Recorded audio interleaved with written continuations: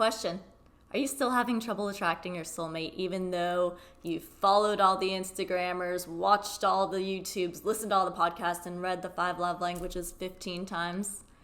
It may not be what you think. I'm going to tell you about the 3 super sneaky ninja-like blocks that might secretly be preventing you from attracting the love of your life. For those of you who haven't seen my videos before, welcome. Thanks for checking them out. My name is Chelsea and I'm an intuitive healer. Now let's dive in because this is a fun one.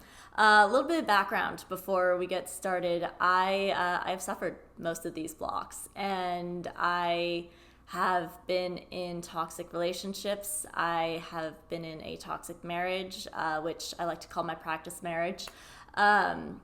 And it took me a long time, guys. I am a recovering codependent, an empath, an intuitive, so I really struggled with really not setting up what I wanted, and with putting my hand on a hot stove saying, oh, maybe I didn't like that. Maybe I'm gonna touch it again.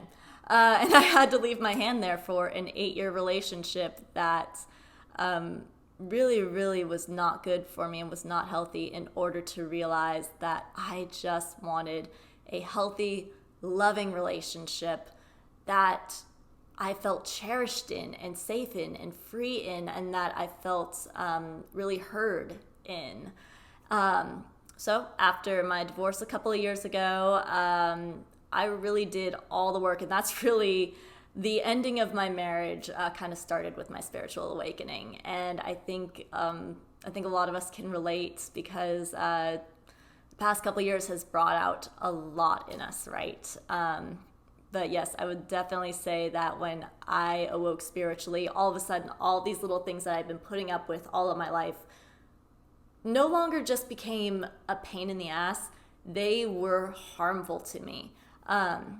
And so with the ending of my marriage, I did a lot more spiritual, mental, emotional healing around the things that were really preventing me from letting love into my life. And about 4 months later, with a lot of work in progress, I found myself in a beautiful relationship that I'm in today with a man who just loves and honors me, and I love and honor him. And it's been the sweetest, most nourishing relationship that I could ever have imagined. I couldn't have imagined it.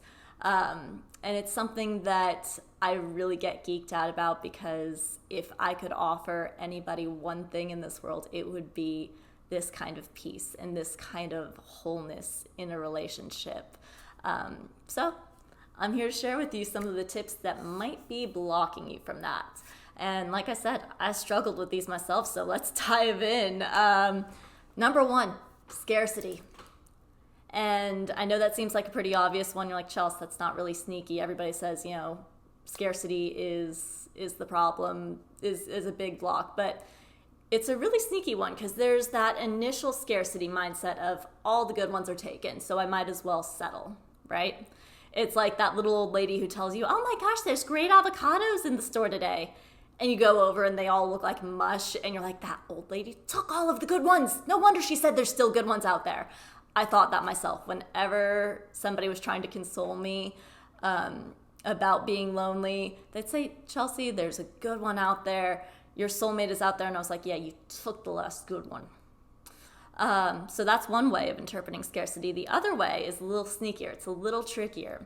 And that is the, what if I'm committed to this person and my soulmate in the meantime goes away? They get into a relationship, they go off and get married, and I've lost my soulmate forever because I've committed to this relationship and now I've lost it. It doesn't work like that. It's not like a Vegas slot machine where the jackpots are constantly changing. I remember my 6th grade teacher telling us that if you were to play the slot machines, bend down, pick up a quarter, and then bend back up, put that quarter in the slot, that jackpot chance would have already gone by. I don't know why that was relevant information for a 6th grader to know, but it helps. It doesn't work like that, I promise you. Your we will all have multiple soulmates in this lifetime. Sometimes it's not romantic. Sometimes it's a pet. Sometimes it's a parent. Sometimes it's a friend. Sometimes it's a mentor figure.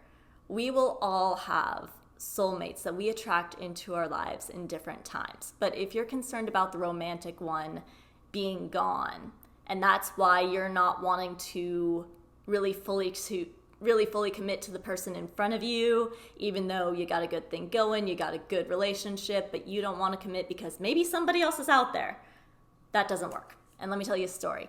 The guy I'm with now, we worked right down the street from each other for 2 to 3 years. We were in Franklin, Tennessee. I was married at the time. He was going through his own transition and his own transformation. He wasn't really ready to accept love into his life as well. And we never crossed paths, literally walking distance. I would go on walks with my boss and her dog right past the mechanic shop that he worked at. We never saw each other for 2 to 3 years. Second, I decided that I did not want to be in an isolating and controlling relationship, and I stepped away from it, and I began my real deep healing journey.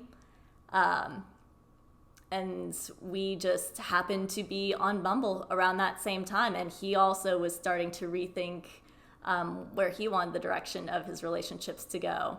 So we happened to be on Bumble, and he was the second one I matched with. So that just goes to show you will bring your soulmate to you when you've reached that level of healing, when you've reached that level of readiness for them. So there really is no such thing as scarcity. So that's number one. Number two, nobody will love me for who I am.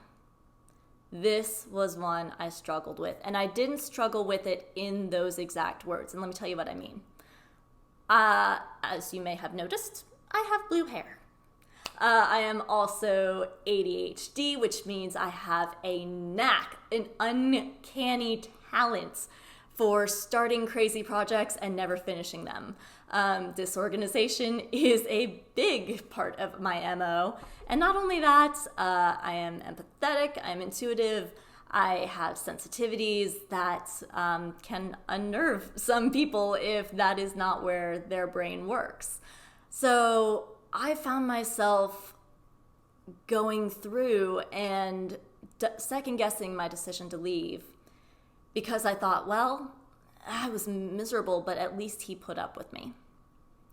And that's where I realized that unconscious thought that there was not anybody who would actually love me for who I am. And if you are a very unique person, if you are a very strong personalitied person, you might feel that with me. It's a very, very sneaky block, right? Because we all know to be aware of that whole I'm not worthy of love block. And there are some people who really do feel that, either on a conscious or unconscious level. And my heart goes out to you if you feel that way. This is a more subtle version of that. This is a version that says, I know I'm worthy of love, but I just don't think there's anyone who can handle me. So I'm going to settle for somebody who puts up with me. I'm going to settle for somebody who thinks I'm amusing but doesn't actually cherish my uniqueness. I'm going to settle for somebody who tolerates me. And that, my absolute dearest friends, is a hellish place to be. If you can catch that little thought, if you can catch that little block, and if you can clear that block, I promise you it will save you a world of heartache, because there is nothing worse than being with somebody who merely tolerates you. You deserve better. You deserve better. I will repeat that. You deserve better than toleration. You deserve to be absolutely cherished and loved.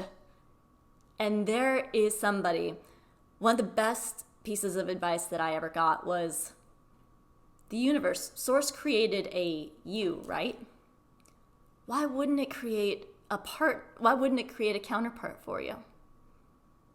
Do you think that we live in a world where this all loving, all compassionate source has created just a you, but without anybody to help you grow and to nourish that beautiful being you are? Sounds crazy when you say it out loud, doesn't it? That's because it's crazy. Not crazy, but it's just not true. There is somebody waiting for you to just be open and ready. So stop putting up with being put up with. That was number 2. Number 3, and this is also a really sneaky one that I fell victim to. I'm just not the type for those kinds of relationships. And what I mean is I don't like the typical way of doing things. I will never be the white picket fence, 50s dress and lemonade kind of girl. And I know that a lot of people do love the idea of the white picket fence. If you are somebody who loves a traditional relationship, that's beautiful. And there's absolutely a beauty and a depth and a wholeness to that when you're in a healthy relationship. But what I'm also talking about is I hear a lot of my clients, and I often thought this myself, say, I'm just not the type for those healthy, stagnant, boring relationships where just everything's just nice. And here's why I think that is. Here's why I think that's pretty prevalent, actually. We've been brainwashed, guys. We have been chick flick, Disney Channel brainwashed. I grew up on Disney, and don't get me wrong, I do love me some Disney. But there's something inherent about, say, stories like Beauty and the Beast, which is basically a story of Stockholm Syndrome. It basically teaches us that relationships have to be hard. Or how many of you have seen the chick flick where, it's a tumultuous relationship and they fight all the time and they argue, but they have great sex, but then they argue again and then they break up. She goes off and, finds a happy, healthy relationship, but there's just something missing, and her heart keeps going back to this other dude that was so bad for her, but, this guy's really healthy, but he's boring. We've been taught that healthy is boring, that safe is safe with the negative connotation. We've been taught that stability, that trust, that mutual freedom means dull. And we've also been taught that toxic equals exciting, right? We don't see any movies where boy meets girl, they have a couple of stumbling blocks, but they communicate it through clearly, and they live happily ever after while, having some minor discussions here and there, but always getting through it. You don't see that. It's not exciting. It's not sexy. But that is the block that I would love, love, love, love to dispel right now. Because let me tell you, when you are in a healthy, held, cherished relationship, it doesn't mean the challenge goes away. It doesn't mean that there's not friction. It doesn't mean that there's not healthy levels of conflict where there's going to be disagreement. There's going to be polarity. There's going to be a push-pull.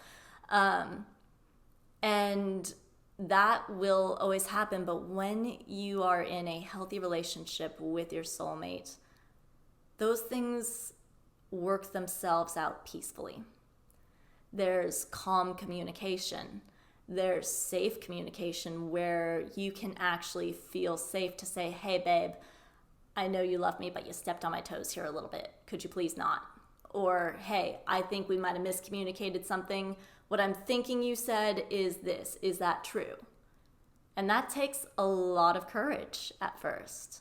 But once you get in the rhythm of that, and there's a trust built, and there's a freedom built of allowing each other to be your fullest expressions of your authentic selves, that is hot. That is so attractive and so exciting on such a deeper level than any kind of adrenaline from toxicity could provide. That is such the best way I can put it is when you have the safety to come back to, you get to be like that bird that just flies and does whatever that bird is going to fly to, knowing that you're in it, you're committed, and you always have a home base to go to. And in doing so, you get to be as free as you have ever been. You get to go explore. You get to go do the crazy things. You get to do the crazy things with each other. You get to do the crazy things for yourself and then bring that back to your partner and share that with them. And it's amazing. And I wish I could convey it in a much more clear way than a YouTube video. But that sort of safety and that sort of health is just the coolest high you'll ever be on. As opposed to the toxic high, which is a roller coaster of, well, when it's really good, it's really, really good. I mean, it's just the best. But then on the bad days, it's just awful. And you get on that roller coaster and you do that enough and you start to notice that the downs become more common than the ups. Have you ever had that experience? Yeah, that's because it's a toxic relationship pretending to be a soulmate relationship. A toxic relationship indicator is when you know that somebody's bad for you, but you just can't stop going back to them. That is a key element of toxicity. And that's not a soulmate relationship. That's also the thing, is we've been taught that kind of excitement, that kind of magnetism is indicative of a soulmate relationship. It's not. Okay, it's just not. That is toxicity pulling you back in. That is mutual trauma pulling you back in. A healthy relationship is something where the magnetism comes out of choice. I choose to be around this person because I love the way I feel when I'm around them. I love the person I become when I'm around them. That's the other thing, is there is something really quite thrilling to being in a healthy relationship and getting to see how awesome you become when you're around them. So those are the 3 sneaky, ninja-like little blocks that are just going to get in your head and might be stopping you from experiencing the best damn relationship of your life. If this video served you, please like it, share it, subscribe, because I'm going to keep giving you these wonderful little tidbits and tips. And thank you so much for watching. See you next time.